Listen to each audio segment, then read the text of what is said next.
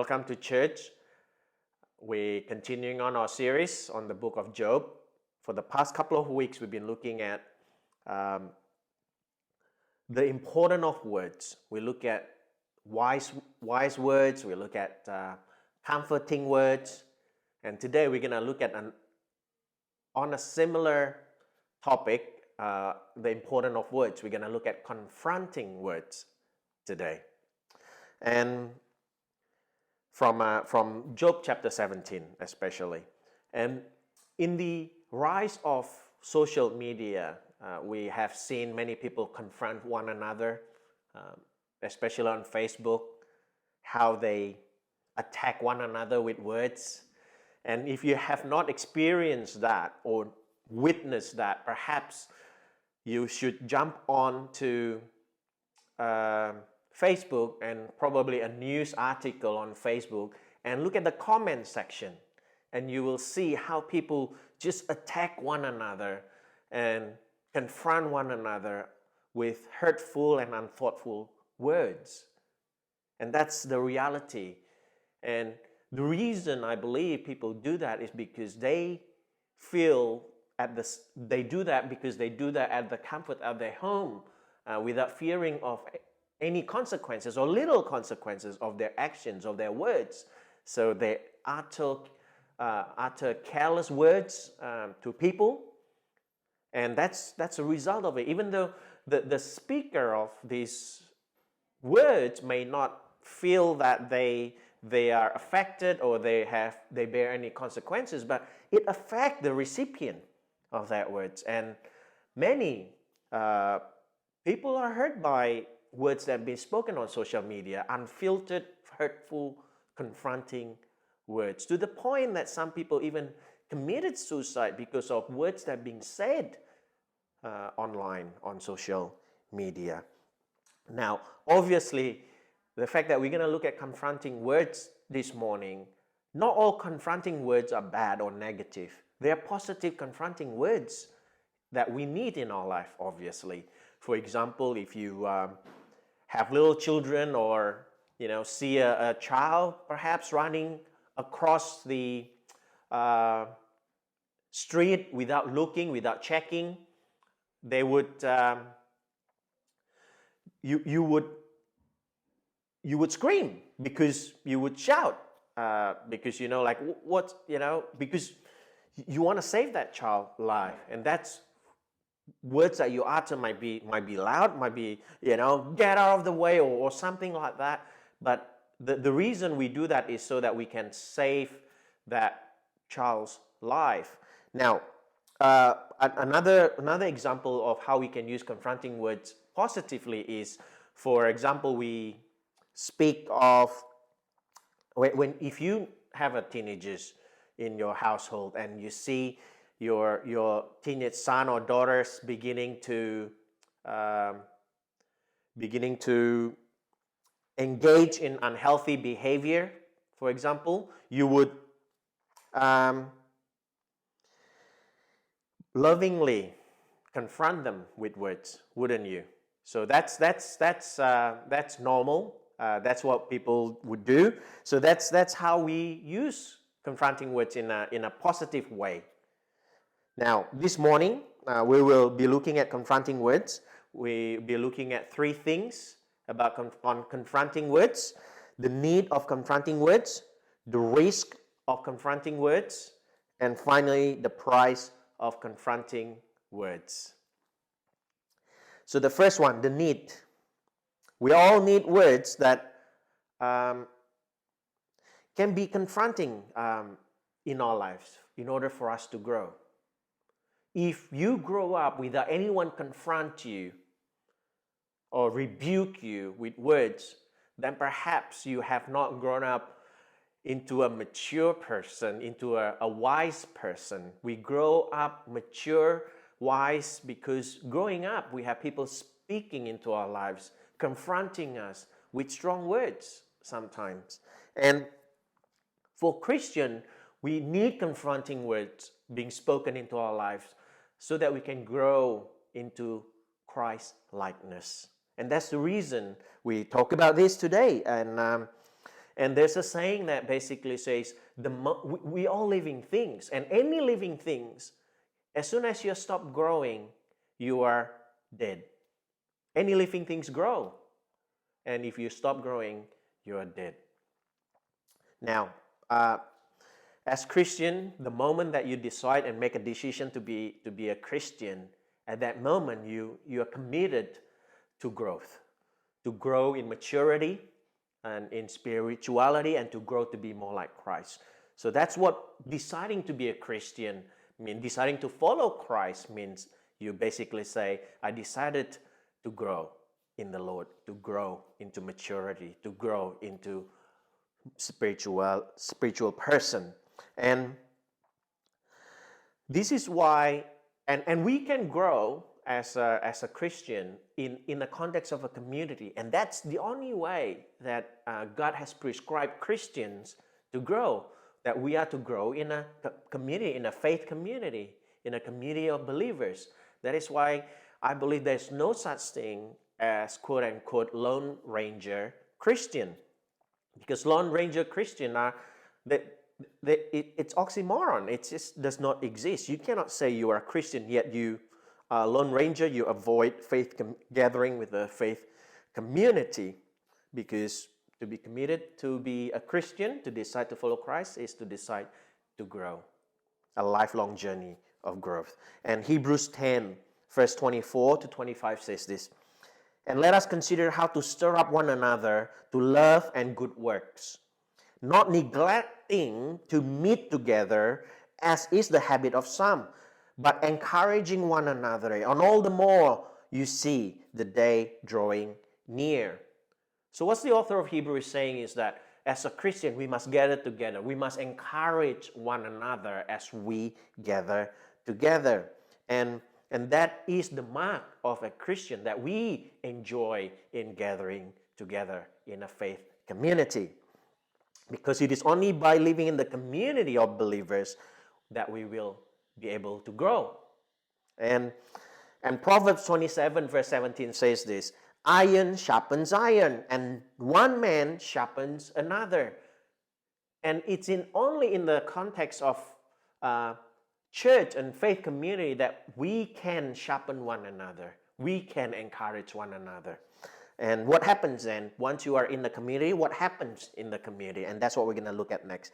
The first thing is what happened in the community is that you will be corrected. You will be confronted in a faith community. And this is not easy, and this is make people uneasy sometimes. That's why people tend, there are some people who avoid gathering together in a faith community, because in a faith community you will be confronted, you will be corrected.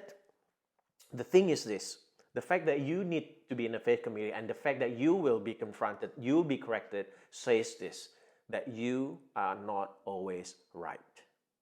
You are not always right. Now, some of you may think, well, that's not true, I'm always right. Well, let me say, if you are perfect and you're always right, that means you don't need faith community. Perhaps I can say that you are no longer growing, because the fact that we are not perfect, it shows that we can still grow. There's still room for improvement in our lives. But if you're perfect, then there's no room for improvement. And then you're not growing anymore, or have stopped growing. Now, this is why I believe there's some Christians who do church hopping or church shopping. They move from one faith community to another faith community, not letting being vulnerable themselves to be vulnerable, to grow deep and let people know them intimately. And the reason for that is they're afraid, perhaps. They don't want to commit. Because if you committed to a faith community, you grow deep in relationship, intimate with one another, then people will see your flaws. But if you keep moving, then you're perfect. No one's going to correct you. No one knows you enough, deep enough, to be able to know your flaws, to be able to speak into your life, to confront you and correct you. And Christians who are like this, because they keep changing, they do not grow deep-rooted in one faith community where they where the people knows them and can correct them, they remain baby Christians if they are Christians. And the Bible speaks about that. Paul speaks about that, speaks about baby Christians. And let me read to you from 1 Corinthians chapter 3, verse 1 to 3. But I, brothers, could not address you as spiritual people, but as people of the flesh, as infants in Christ. I fed you with milk, not solid food, for you were not ready for it. And even now you are not yet ready, for you are still of the flesh. For while there is jealousy and strife among you, are you not of the flesh and behaving only in a human way? You know what he's saying here is there are people, there are Christians who are baby. They are not ready for solid food. They can only drink milk. And if we are to grow based on that. Even what's not said in that explicitly is that we are to grow. As a Christian, we are committed to growth. And if you're not growing, if you're not in a part of a faith community, you will remain baby Christians. Now, confronting words in our life, correction into our lives, are like solid food that the Apostle Paul is talking about. The more mature we are, sometimes the words that we need in our life are perhaps harder to receive, are a lot more difficult. But with baby Christian, we need to be more gentle with our words. They're milk, not solid food. And so and so that's the first thing about what happens in the community. That in the community, then we can grow. We'll be corrected. We'll be confronted. Another thing that happens in the community is that we will be able to see ourselves more clearly. We will get to know ourselves more deeply in the community, and this is why, as a Christian, we shouldn't isolate ourselves and avoid interaction with other people. Instead, we need to open ourselves up in a faith community. Some people who've been, could perhaps you listening today, perhaps on Facebook, belong to another faith community, and perhaps you've been coming along to your church for many, many years, but not many people know you. And because of that, it does not, when I say church shopping, that includes people who may remain in one church, but you just remain anonymous. You don't open yourself up. You don't have an accountability group, people who would you accountable with or to that could speak into your life. You could be in one church for many years, but yet not growing. And we need people in our lives that can see us. And we need to open ourselves to let people into our lives, to speak to us. Now, why do we need that? Why do I say in a community we are able then, only in a faith community where we are vulnerable, we can see ourselves better.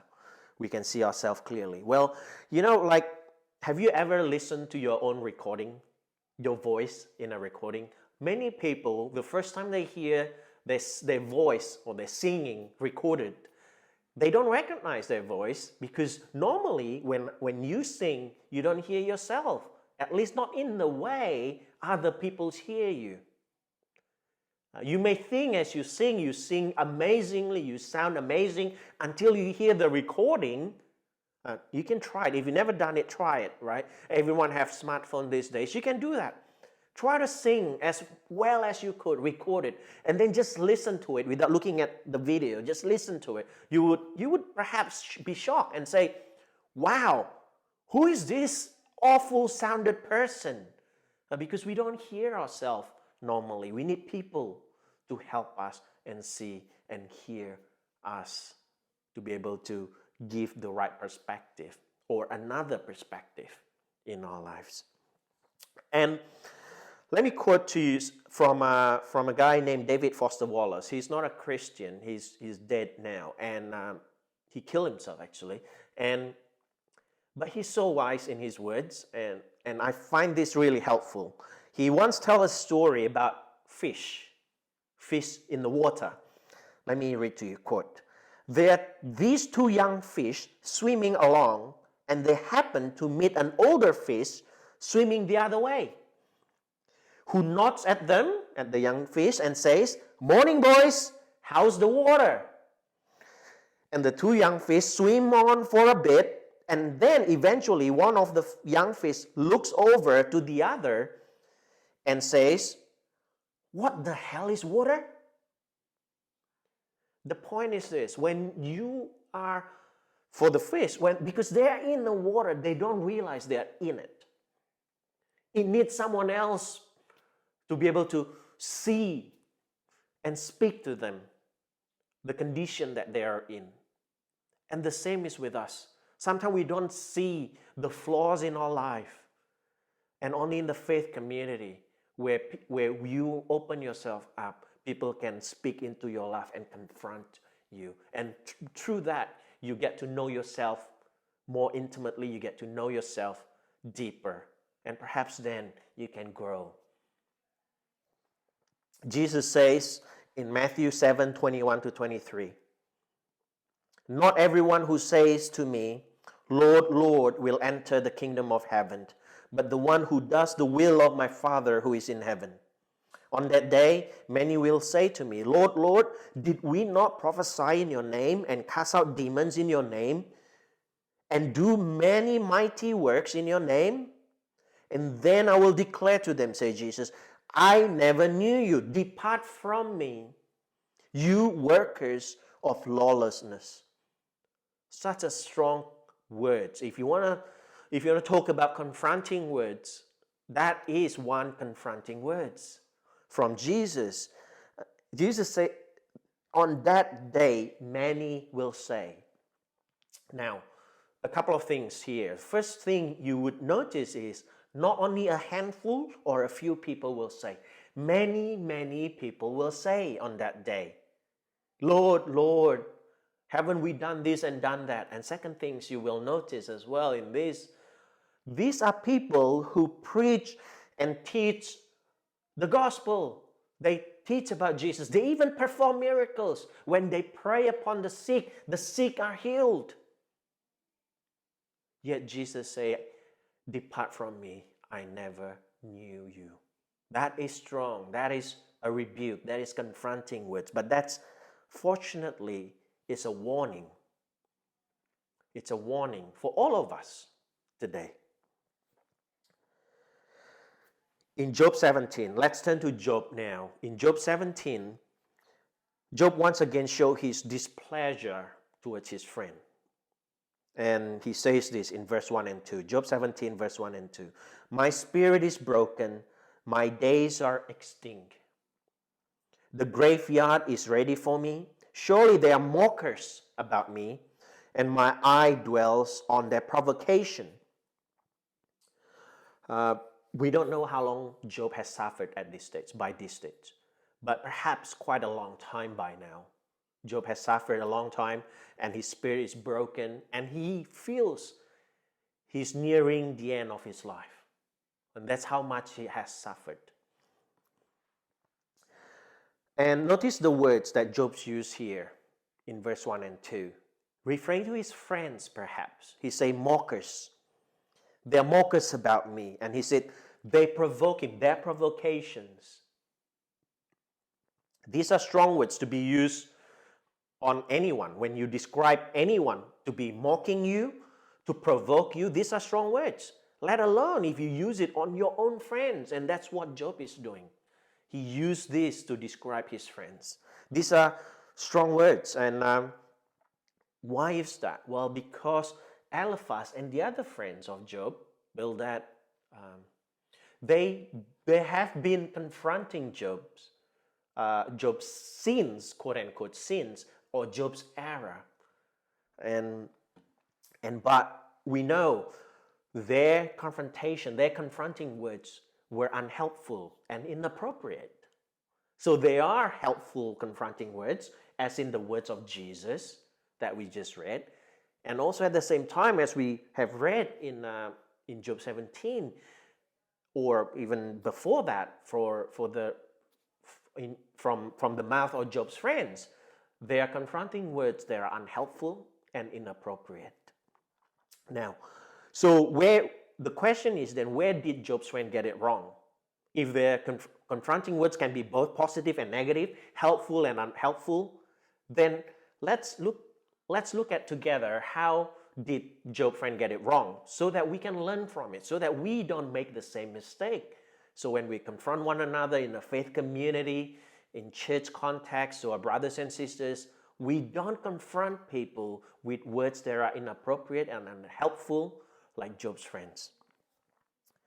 Well, you see, confronting someone, first thing we must understand is we must do so in love. Sounds straightforward, even common sense, but sometimes we forget about it. When do we not confront people with love? When we confront people thinking that it is our job to correct that person because we are right and that person is wrong. When we have that kind of mindset that we are right and that person is wrong, we have not done so in love. We have done so selfishly because it's about me. It's about me who is right and telling the other person they are wrong. And when we have done so, we haven't done so in love. We haven't confronted our brother or our sister with love. And oftentimes when you confront people in this way, in a selfish way, oftentimes they backfired. They backfired. And and if you're married, you would know how this can backfire badly when you do confront your spouse in this way. Right? And this is the reason as well some people avoid confronting one another because of the risk, you see. And we're going to talk about risk next. So we need to do so, confront people with love.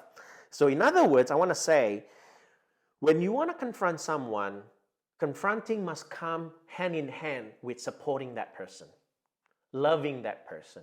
You cannot confront without support.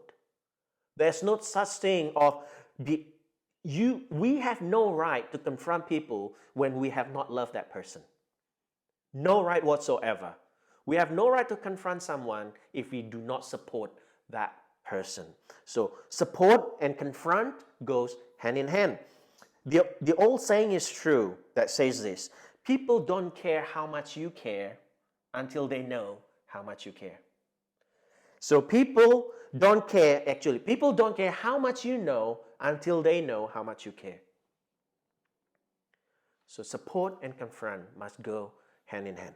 And Tim Keller says, and I quote, if you have a person who is only confronting you, you're going to get rid of that relationship. If you have a person who is only supporting you, you are not going to learn a thing. So there's two types of people, Tim Keller says. Well, three types, but he mentioned two types here. One, someone who's always confront you. That's it. You know what? You will hate that friend. You will get rid of that friendship. And another one, the one who always support you and love you but never confront you. And Tim Keller say, you will not grow. Your ego will be stroked. Perhaps you like it. Perhaps you foster that kind of relationship. But you will not grow into maturity in that kind of relationship because you're always right. You are perfect being. So what we need is the third kind of friendship. And this is the kind of friendship that we can get in a faith community, in a community of believers, in the context of a church. We need friendship that provide both confront and support in our lives. So now the risk that comes with confronting words. That's our second point. Now, to be in a community, in a context of a church, is to be vulnerable, to open yourself up to correction. And the thing is, because if you don't open yourself up to be vulnerable, you will not grow. If you think you're already perfect, you will not grow. And do you know that if you are always perfect for those who do not know you? Let me say that again. Do you know that you are perfect to those people who do not know you? The more people know you, the more intimate people know you, the more they will see your flaws. The more they will see the issues that you have in your life. Now, I would like to believe that Rock City Church is a safe community for people to come and gather and be who they are and be vulnerable to one another. There's no perfect people, I hope, in Rock City Church community. In fact, I would like to say, well, if you think you are perfect, perhaps you should come and talk to me, because really, there's no need of gathering and come together in a faith community for perfect people. So I pray and I believe that Rock City Church is such a community where people can come as who they are, be vulnerable, and that we can be gentle in loving as well as in confronting one another so that we can grow for the sake of the kingdom of God. Now, because of that, because that we are a bunch of imperfect people coming together, sinful people coming together, we will inadvertently hurt one another, disappoint one another. And that's why I believe we should not be afraid to come with humility, to ask for forgiveness when we have hurt someone, when we have disappointed someone. And that's part of growing. That's part of growing and learning. Being vulnerable, being confronted will hurt.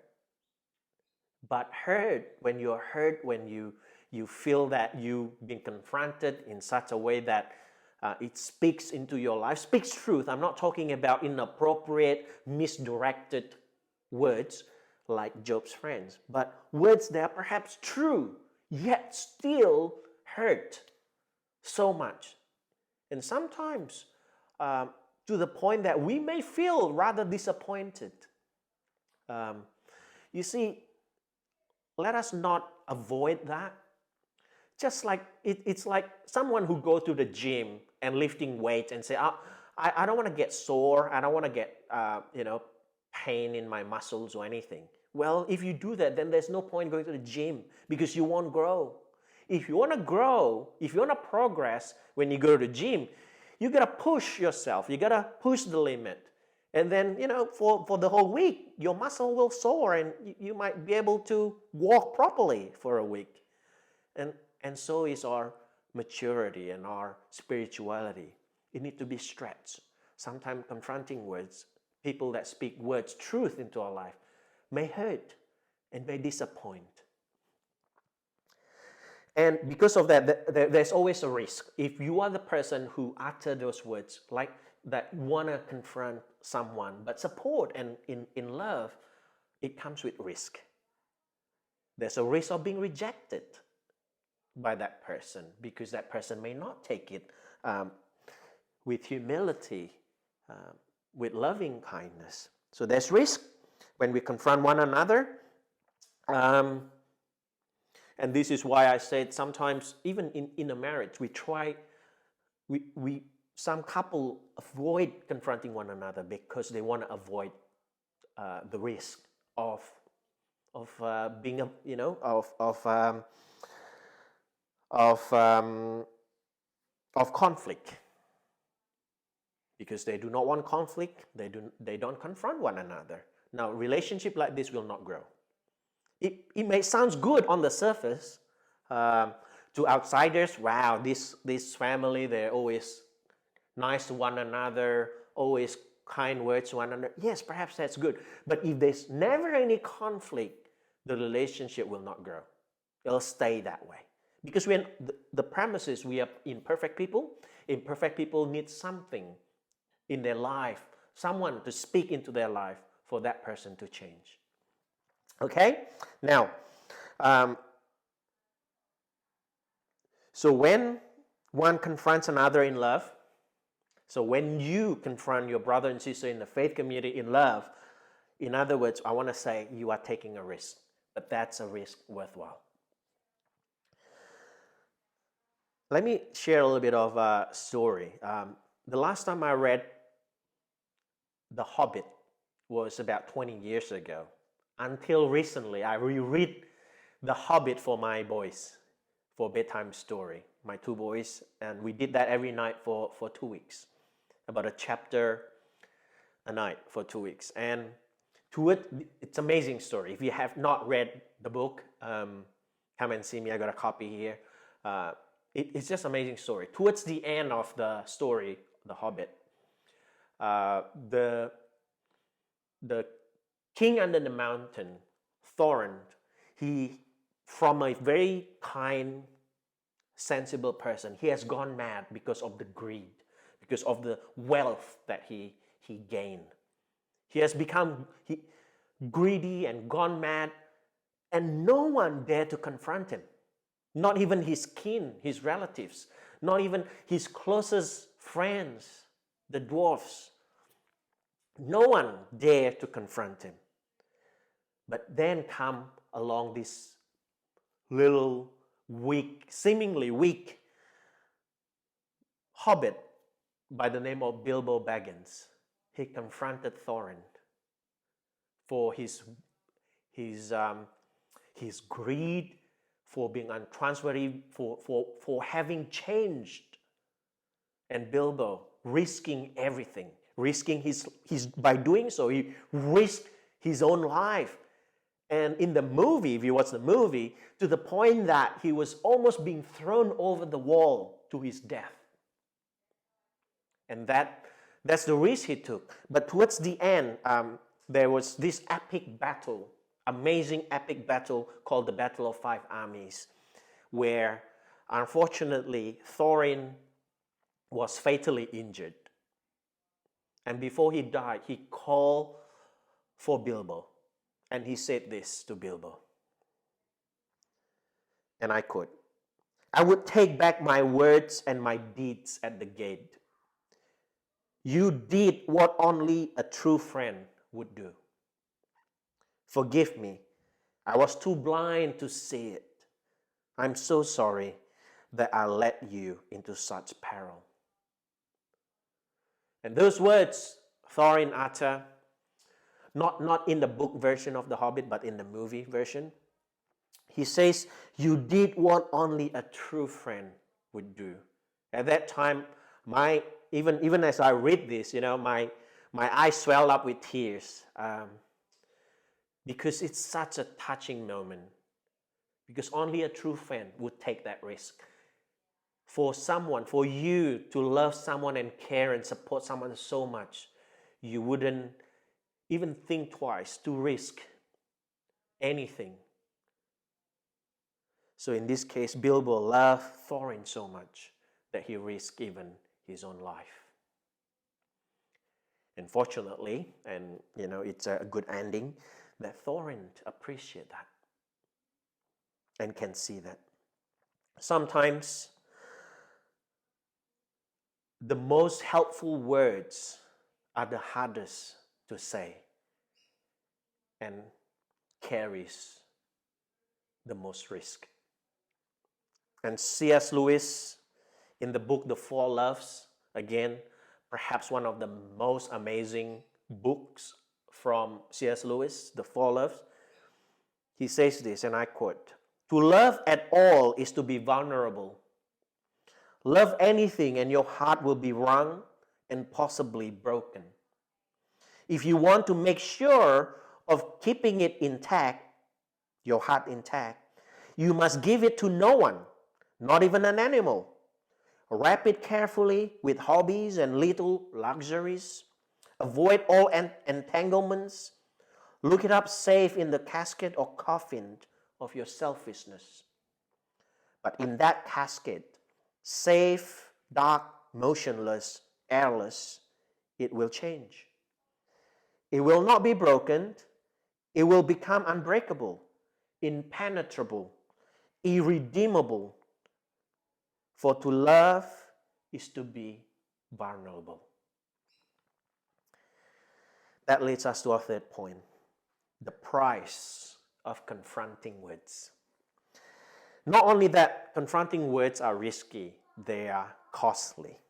Job pleads to God in verse 3, Job 17 verse 3, Lay down a pledge for me with you.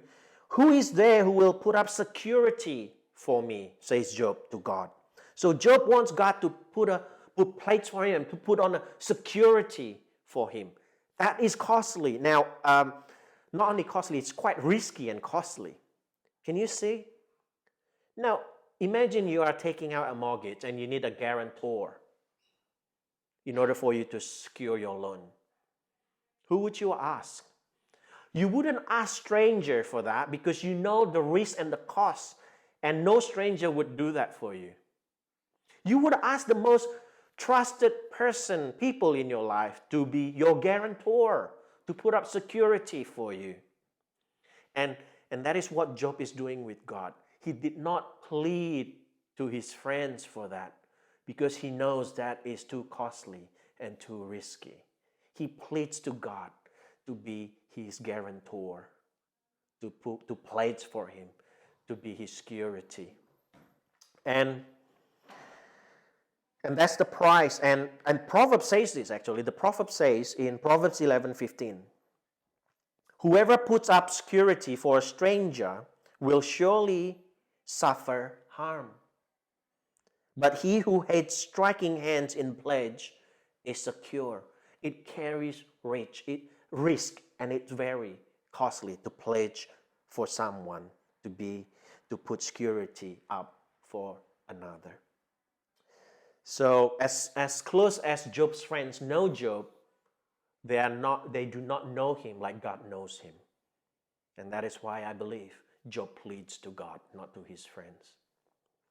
Now the price for us, not only to confront people, that we have to take, the risk that we have to take, the price we have to pay, but there's a price for being a Christian, right? We got to be in a community. We are committed to growth, a lifelong journey of growing, and growth hurt, just like going to a gym even more. We train ourselves up, but there's a price we got to pay, and that is costly.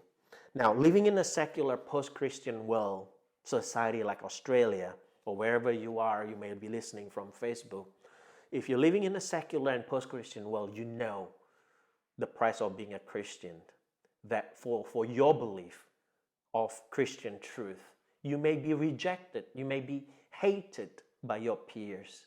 Some even have known to have lost their jobs, disowned by their families for their faith in Christ Jesus.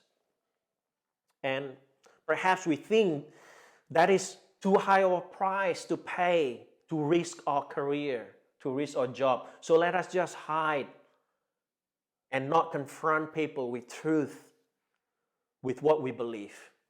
But let me remind us all before we come to a close in our final point here, that in some other parts of the world, the risk and the price they have to pay for being Christian is infinitely greater than what we experience in Australia.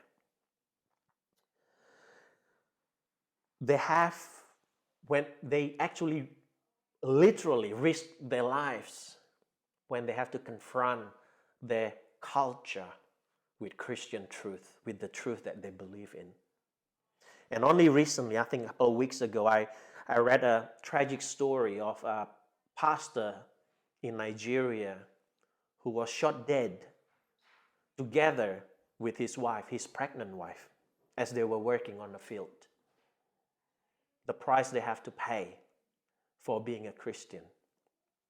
Now we are in a post-Christian, safe country like Australia, and yet we sometimes do not want to take that risk. We do not want to pay that price for being Christian, to uphold the truth. Now, questions for us is, why don't we do it? Why some Christians risk even their own lives for their faith? Well, perhaps it's because that's what being Christian is all about, you see. And Jesus says to his disciples in Matthew 10:28, and do not fear those who kill the body, but cannot kill the soul. Rather, fear him who can destroy both soul and body in hell. And, not surprisingly then, all of Jesus' disciples, except for John, they were put to death in a most horrible way anyone can imagine. And Paul was beheaded. The Apostle Paul was beheaded. Andrew was crucified. Thomas was speared to death. James was stoned to death. Some of the disciples were cut in half while they were still alive. Others, their hands and their legs were tied in different horses that goes on different directions until their bodies were dismembered.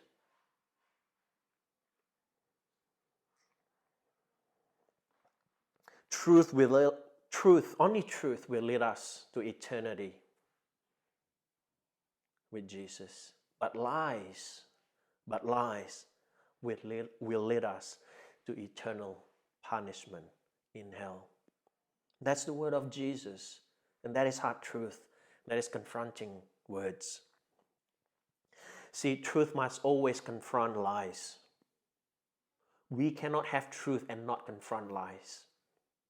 And there are a lot of lies around us in our culture, in where we live today, and we must confront them with love, not with arrogance, not with sense of self-righteousness, that I'm right, we are right, you are wrong. No, but do so in love. And you know, how can we live like that? How can we do that? How can we live in such a way that we can confront lies with truth in love?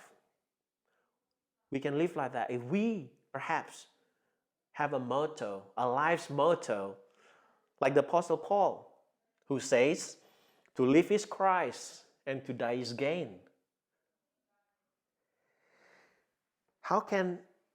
You must ask this question, how can death ever be profitable? How can death be gain? To die is gain, says Paul. How can that ever be possible, that death is profitable? Well, the answer is only if we understood what true love is. If we understand what true love is, then we know to live is Christ and to die is profitable. Now, what is love? Again, Apostle Paul says in a famous chapter of Corinthians, 1 Corinthians 13 about love, that love is patient. You know what the word patient means? The word patient means long suffering. In other words, love equals long suffering. And where do we see that? Where do we see that kind of love? Let me tell you where we can see that love. On the cross. Our Lord Jesus, though he can escape death on the cross, he endured long suffering to the point of death for us. Now, how can Jesus possibly says to us that do not fear what can kill the body? Do not fear that, lest we'll be spend our eternity in hell and rot in hell. How can Jesus say that? Well, let me tell you, Jesus can say that because Jesus has took on our hell on that cross. He took upon himself our hell on that cross. So if anyone has the right to say what Jesus said to us, do not be afraid of what kills the body. It is Jesus himself. Now, for us to be able to live like this, to live like Paul, we need to fix our eyes on his love, on true love. That's what true love is. Love that hangs on the cross.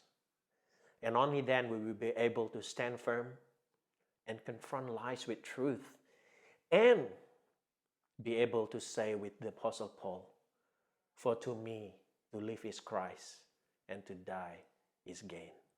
Let us close our eyes and let us pray.